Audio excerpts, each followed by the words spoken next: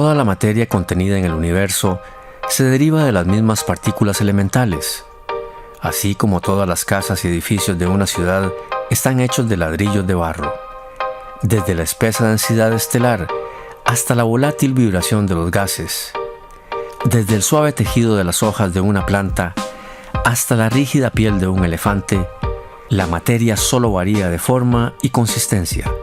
No hay nada aislado capaz de sobrevivir por sí mismo. Todos pertenecemos a la Tierra. Frei Betto, la obra del artista. ¿Sabe usted que la edad de la vida es de 4.000 millones de años? Es importante tener presente que la vida registra sus primeras evidencias hace unos 4.000 millones de años, cuando surgen las primeras formas de vida. Probablemente su composición química no era muy diferente de la nuestra, a pesar de tener un nivel organizativo más sencillo. ¿Sabe usted que los seres vivos somos la prole de las bacterias? Durante todo este tiempo, la materia viva, la vida, ha producido un despliegue de niveles crecientes de actividad y complejidad que configuran el entorno, altera la atmósfera, la hidrósfera, la litósfera. Un dinámico y cambiante entretejido que conocemos en la actualidad como biosfera. La biosfera es el conjunto de todas las zonas de nuestro planeta, la hidrosfera, la litósfera y la atmósfera, donde viven los organismos o seres vivos, los cuales presentan una estructura con determinadas relaciones entre sus componentes. Reúne, por tanto, todos los organismos vivos de la Tierra. Se considera como un mosaico de ecosistemas. La vida se transforma para hacer frente a las contingencias de su entorno cambiante, y al hacerlo cambia dicho entorno, por lo que la misma biosfera también se modifica. En este constante cambiar, la vida adopta muy diversas formas o estilos de vivir, generando la gran variedad de ecosistemas y organismos a los cuales damos el nombre de diversidad biológica o biodiversidad. La biodiversidad puede entenderse como la variedad y la variabilidad de organismos en el planeta. Esto incluye, entre otras cosas, los ecosistemas terrestres y acuáticos, así como las diferentes especies microscópicas y macroscópicas, y los genes que habitan en ellos. Es decir, todas las formas en que la vida se manifiesta en nuestro planeta, y los complejos ecológicos donde ésta ocurre. También puede ser definida como el número diferente de organismos y su frecuencia relativa, lo que debemos asociar en un espacio y tiempo. Utilizando dichos criterios y el suministro de información, los ecólogos han valorado la biodiversidad de los países. Biodiversidad es la contracción de dos palabras que, combinadas, se refieren a las múltiples y diversas formas en las que se manifiesta la vida en la Tierra. Biodiversidad describe la variedad de plantas, animales, hongos y microorganismos, así como las diferencias genéticas que en estas especies producen rasgos muy diversos. La biodiversidad también se refiere a la manera como diferentes especies interactúan entre sí y con el aire, el agua y el suelo que las rodea. A estas interacciones las llamamos ecosistemas. Varios factores explican la diversidad de ecosistemas, entre ellos el acceso a la energía del sol. Por esta razón, los polos no son tan biodiversos como los trópicos. Un ecosistema es una red compleja de interrelaciones del entorno físico y los seres vivos. Es un conjunto de partes que funciona como un todo. En general, el ecosistema lo constituyen dos componentes básicos interrelacionados, la parte física o abiótica y la parte viva o biótica. Tomemos un ecosistema natural, por ejemplo, un bosque. El componente físico o abiótico del bosque está constituido por la atmósfera, el clima, el suelo, el agua, la radiación solar, entre otros. Todos estos componentes interactúan con las diferentes especies dentro de un rango geográfico limitado que define el ecosistema. La gran variedad de microorganismos, hongos, plantas y los diferentes animales que habitan el bosque constituyen el componente biótico. Cada organismo reacciona frente al ambiente físico y también lo modifica, convirtiéndose así en remodelador y parte del mismo. Cada ecosistema es una delimitación. De esta forma tenemos que un ecosistema puede ser tan grande como un océano o tan pequeño como un charco. Puede estar representado por un bosque o tan solo por el que se desarrolla en una bromelia. La bromelia tiene la capacidad de almacenar agua y de mantener una serie de condiciones de entorno, abióticas y bióticas. Podemos pensar que es como un estanque que alberga microorganismos, insectos, arañas, ranas, lagartijas, entre otros, que constituyen una comunidad de poblaciones en interacción. ¿Sabe usted que la mayor comunidad ecológica es la Tierra? Nuestra comunidad, cuidémosla. Una población consiste en todos los individuos de una especie particular, sean las lapas rojas que viven en cierta región, las algas azul verdosas de un desagüe urbano, así como las bromelias.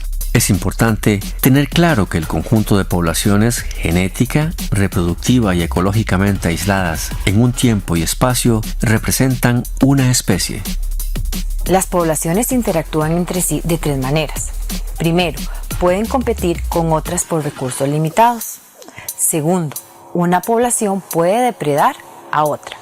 Y tercero, varias poblaciones pueden convivir juntas. Recordemos, un ecosistema es un conjunto de comunidades de organismos que interactúan y el medio ambiente en el que viven en un tiempo determinado.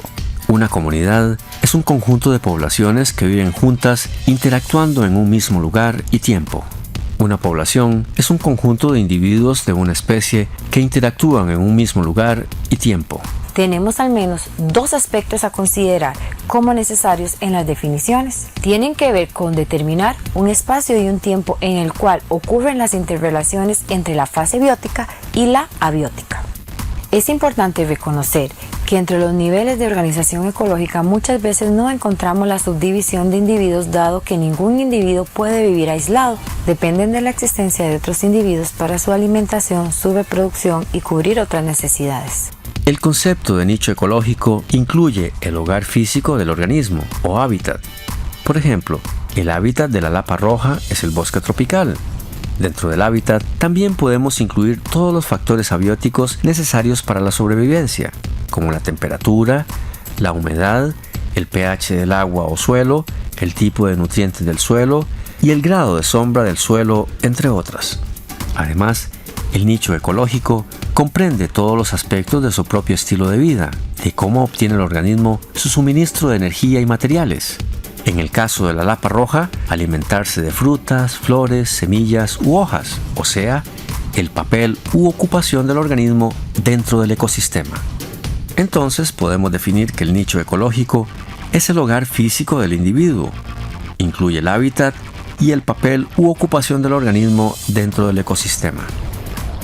¿Sabe usted que la vida es la transmutación de la luz solar en biodiversidad?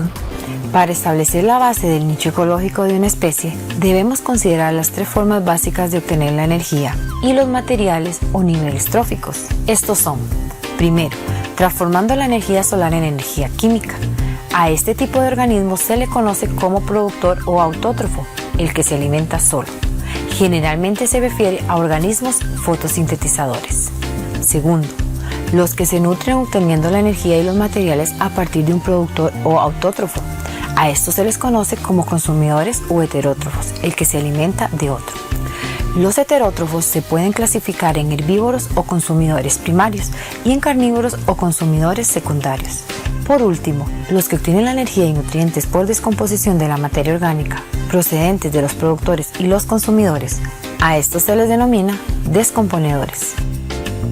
Los seres humanos somos una de las millones de especies que habitan el planeta y como tal nos relacionamos de muy diversas formas con las demás especies y ecosistemas. Nuestra supervivencia y la de los demás seres vivos depende de estas relaciones. ¿Sabe usted que la responsabilidad de cuidar la Tierra es personal? Este es el ámbito de aplicación de la ecología, el estudio de las relaciones entre los seres vivos y su ambiente. Literalmente la ecología es el estudio de la casa. Oiko significa casa y logía significa estudio. Recordemos, todo individuo es miembro de una población ecológica o conjunto de individuos de una especie que interactúan en un mismo lugar y tiempo, en un hábitat específico. En este a la vez se relacionan con otras poblaciones de especies diferentes integrando una comunidad ecológica. La función u ocupación que desempeña una población dentro de una comunidad depende del nivel trófico. El nivel trófico hace referencia a la forma en la cual un organismo obtiene la materia y la energía, o sea, sus nutrientes o alimentos. De forma muy general son tres. Productor es el primer nivel trófico, transforma la energía solar en energía química. Consumidor es el segundo nivel trófico. Son los que se nutren obteniendo la energía y los materiales a partir de un productor o autótrofo. Pueden ser consumidores primarios o herbívoros, o consumidores secundarios o carnívoros que se alimentan de un consumidor primario. Descomponedores, los que obtienen la energía y nutrientes por descomposición de la materia orgánica procedente de los productores y los consumidores. Nuestro mundo está completamente colonizado por la vida. Hay seres vivos por todas partes, y en algunos sitios son especialmente abundantes.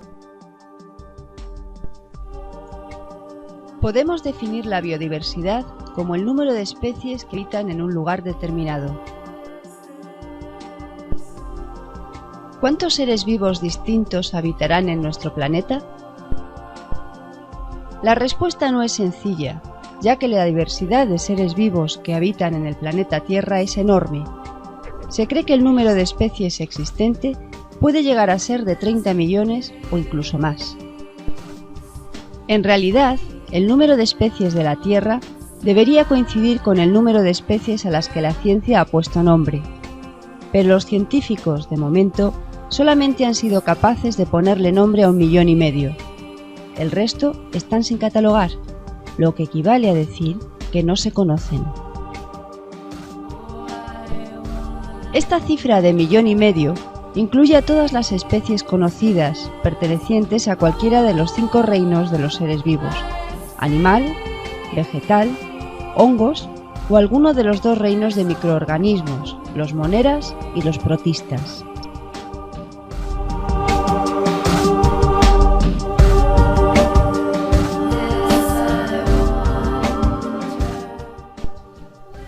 Como cada especie vive en un lugar determinado, al que denominamos como su hábitat, la biodiversidad se puede estudiar por territorios.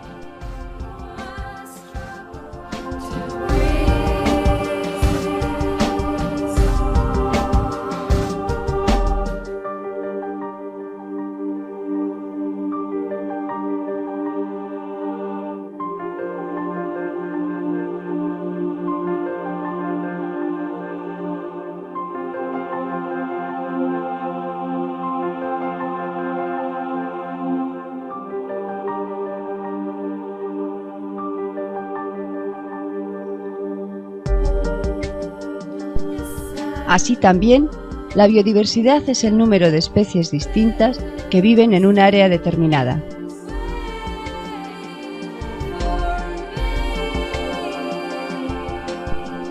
La diversidad más baja es la que se da en un campo de cultivo, donde casi todos los seres vivos pertenecen a la misma especie.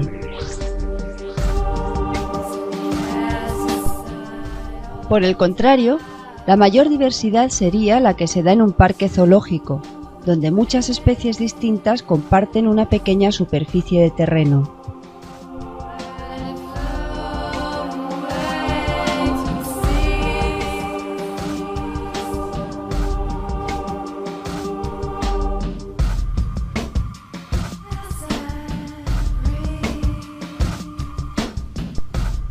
En la naturaleza, para calcular la biodiversidad, habría que identificar todas las especies que viven en un lugar,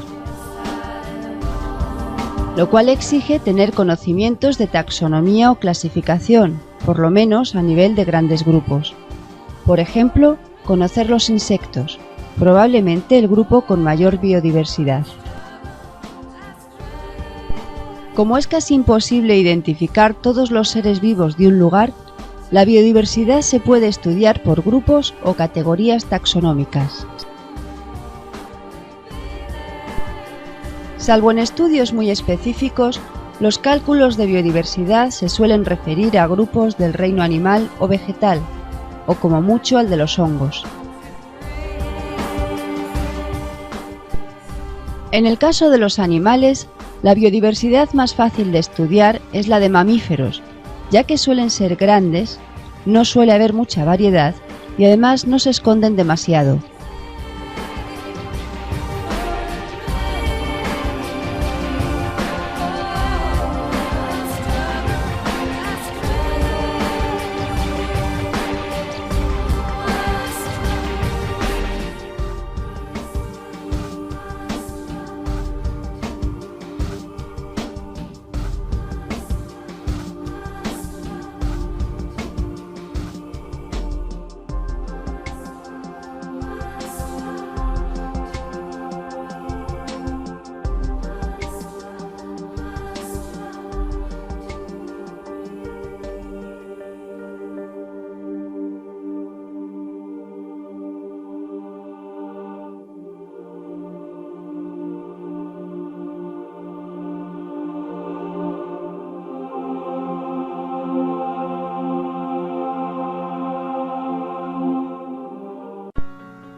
Aunque hay científicos que prefieren estudiar la biodiversidad de las aves, estas son también bastante fáciles de ver y en algunos ecosistemas como marismas o pantanos son especialmente abundantes. When there's no place you feel at home, and you think you'd be better off alone.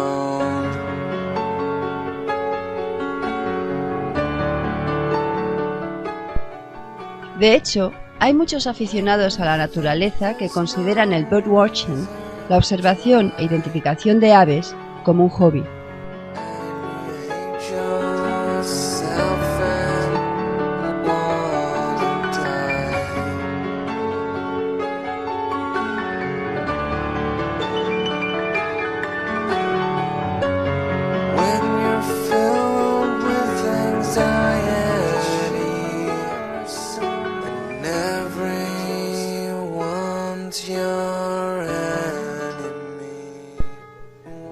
Aunque si estudiamos la biodiversidad de las plantas superiores, las fanerógamas, estas sí que es seguro que no se mueven.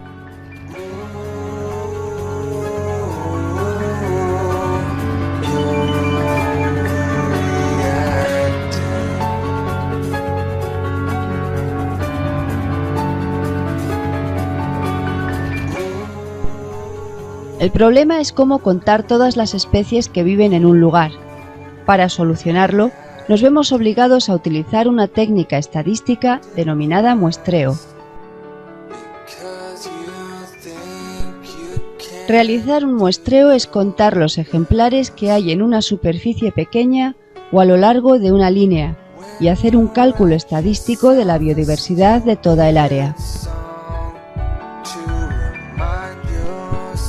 El muestreo por área se hace contando todos los ejemplares que se encuentran dentro de uno o varios cuadrados de superficie conocida y multiplicando el resultado por el área total.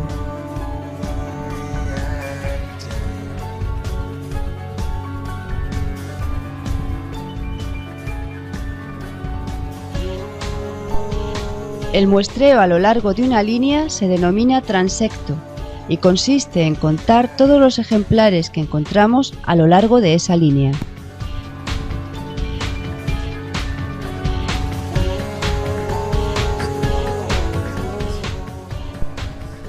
La línea de transecto se suele trazar en la dirección en la que cambia algún factor, por ejemplo, la altitud.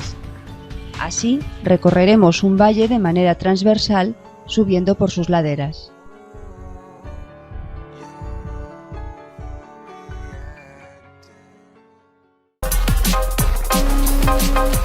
Lo que está en el punto de mira no es el medio ambiente, sino el ambiente entero. Un ser vivo no puede ser considerado aisladamente como un mero representante de su especie, sino debe ser visto y analizado siempre en relación con el conjunto de las relaciones vitales que lo constituyen y en equilibrio con todos los demás representantes de la comunidad de los vivientes presentes. Leonardo Boff. La ecología es mucho más que los conceptos que le he presentado. Ella trata sobre temáticas relacionadas con el desarrollo de las poblaciones. Por ejemplo, cómo cambian en el tiempo, lo que necesitan y cómo son amenazadas. Además, otra serie de aspectos que nos involucran y reflejan nuestro modo de relacionarnos con el entorno del cual somos parte.